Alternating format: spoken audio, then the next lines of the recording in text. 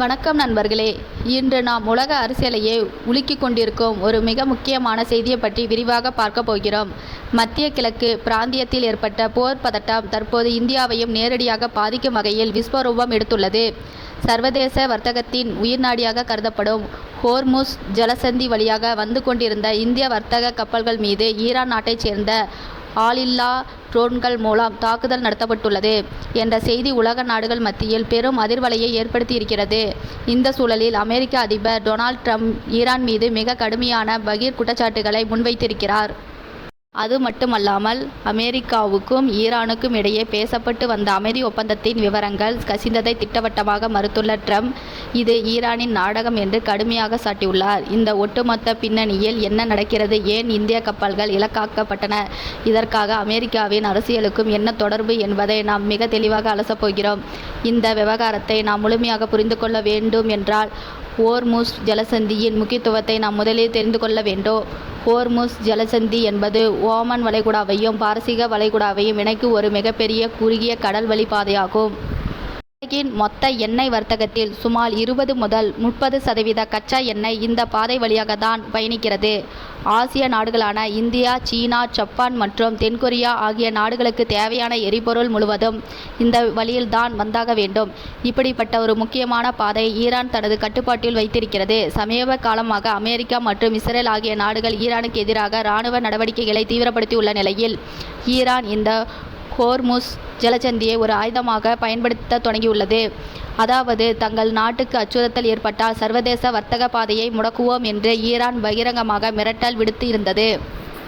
இதன் நீட்சியாகத்தான் தற்போது இந்திய கப்பல்கள் மீது ட்ரோன் தாக்குதல் நடத்தப்பட்டுள்ளது. இந்தியாவைச் சேர்ந்த வர்த்தக கப்பல்கள் தங்களது பயணத்தை முடித்துக்கொண்டு ஹோர்முஸ் ஜலசந்தியை கடந்த வெளியேறும் போது எதிர்பாராத விதமாக ஈரானிய ட்ரோன்கள் இந்த கப்பல்களை குறிவைத்து தாக்கியுள்ளன. அதிர்ஷ்டவசமாக இதில் பெரும் உயிர் சேதம் ஏதும் ஏற்படவில்லை என்றாலும் இது சர்வதேச கடல்சார் விதிகளுக்கு எதிரான மிகப்பெரிய அச்சுறுத்தலாக பார்க்கப்படுகிறது. இந்தியா எப்போதும் ஈரானுடன் ஒரு சுமூகமான உறவை பேணி வருகிறது. கச்சா எண்ணெய் இறக்குமதி தொடங்கி சாபகா துறைமுக மேம்பாடு வரை இரு நாடுகளுக்கு இடையே வலுவான வர்த்தக தொடர்புகள் உள்ளன. அப்படி இருக்கையில் ஏன் ஈரான் இந்திய கப்பல்களை தாக்க வேண்டும் என்ற கேள்வி அனைவருக்கும் எழுகிறது. சர்வதேச அரசியல் நோக்கங்களின் கூற்றுப்படி ஈரான் இந்தியாவை நேரடியாக பகைத்து கொள்ள வேண்டும் என்று இதை செய்யவில்லை. மாறாக அமெரிக்காவுக்கும் உலக நாடுகளுக்கும் ஒரு கடுமையான செய்தியை சொல்வதற்கு இந்த தாக்குதலை நடத்தியிருப்பதாக கருதப்படுகிறது. அமெரிக்கா தங்களது துறைமுகங்களை முற்றுகையிட்டுள்ள நிலையில் எங்களால் எந்த நாட்டின் கப்பலையும் எப்பொழுது வேண்டுமானால் தாக்க முடியும், சர்வதேச வர்த்தகத்தை எங்களால் முழுமையாக முடக்க முடியும் என்ற தங்களது வலிமையை காட்டுவதற்காகவே ஈரான் இத்தகைய செயலில் இறங்கியுள்ளது. இந்த சம்பவத்தை தொடர்ந்து அமெரிக்க அதிபர் டொனால்ட் ட்ரம்ப் கடும் கோபமடைந்துள்ளார். இந்திய கப்பல்கள் மீது ஈரானின் தாக்குதலை முற்றிலுமாக ஏற்றுக்கொள்ள முடியாது என்று அவர் திட்டவட்டமாக தெரிவித்துள்ளார். ஈரானின் இந்த நடவடிக்கை சர்வதேச சட்டங்களுக்கு எதிரானது என்றும் இதுபோன்ற அத்துமீறல்களை தொடர்ந்தால் ஈரான் மிக கடுமையான விளைவுகளை சந்திக்க நேரிடும் என்றும் அவர் பகிரங்கமாக எச்சரித்துள்ளார். ஈரானுக்கு எதிராக அமெரிக்கா கடந்த ஏப்ரல் மாதம் முதலே கடுமையான பொருளாதார தடைகளையும் துறைமுக முற்றுகைகளையும் அமல்படுத்தி வருகிறது. இந்த நிலையில் பாகிஸ்தான் நாட்டின் மத்தியஸ்தாத்தின் மூலமாக அமெரிக்காவுக்கும் ஈரானுக்கும் இடையே ஒரு அமைதி ஒப்பந்தம் ஏற்படுத்துவதற்கான இரகசிய பேச்சுவார்த்தைகள் நடைபெற்று வந்தன. இந்த பேச்சுவார்த்தைகள் மூலம் சுமூகமான முடிவு எட்டும் என்று எதிர்பார்க்கப்பட்ட நிலையில் திடீரென ஈரானிய ஊடகங்கள் ஒரு 14 அம்ச அமைதி ஒப்பந்தத்தின் விவரங்கள் வெளியிட்டன. அந்த கசிந்த தகவல்களின் ஈரானிய பொருளாதார சீரமைப்பிற்காக அமெரிக்கா $300 பில்லியன் வழங்க சம்மதித்துள்ளதாகவும் ஈரானை சுற்றிலுள்ள பகுதிகளில் இருந்து அமெரிக்க படைகள் முழுமையாக திரும்ப பெறப்படும் என்றும் எரிசக்தி துறையில் விதிக்கப்பட்ட அனைத்து தடைகளும் நீக்கப்படும் என்றும் கூறப்பட்டிருந்தது. இது உலக அரங்கில் பெரும் அதிர்ச்சியை ஏற்படுத்தியது. அமெரிக்கா எப்படி இவ்வளவு பெரிய சலுகைகள் ஈரானுக்கு வழங்கும் என்ற கேள்வி எழுந்தனர். இதற்கு உடனடியாக தனது ட்ரூத் சோசியல் வலைத்தளத்தின் மூலம் பதிலளிக்க டொனால்ட் ட்ரம்ப் இது முற்றிலும் பொய்யான செய்தி என்றும் ஈரானிய ஊடகங்கள் வேண்டுமென போலியான தகவல்களை பரப்பி வருவதாகவும் கடுமையாக சாட்டினார். எழுத்துப்பூர்வமாக பேசப்பட்ட உண்மையான ஒப்பந்தத்திற்கும் தற்போது ஊடகங்களில் கசிந்துள்ள இந்த தகவலுக்கும் எவ்வித தொடர்பும் இல்லை என்று அவர் திட்டவட்டமாக மறுத்துள்ளார். ஈரான் தொடர்ந்து உலக நாடுகளை ஏமாற்றும் தந்திரங்களில் ஈடுபட்டு வருவதாகவும் அவர்களுடன் நேர்மையான முறையில் எந்த ஒரு ஒப்பந்தங்களும் மேற்கொள்ள முடியாது என்றும் ட்ரம்ப் குற்றச்சாட்டியுள்ளார்.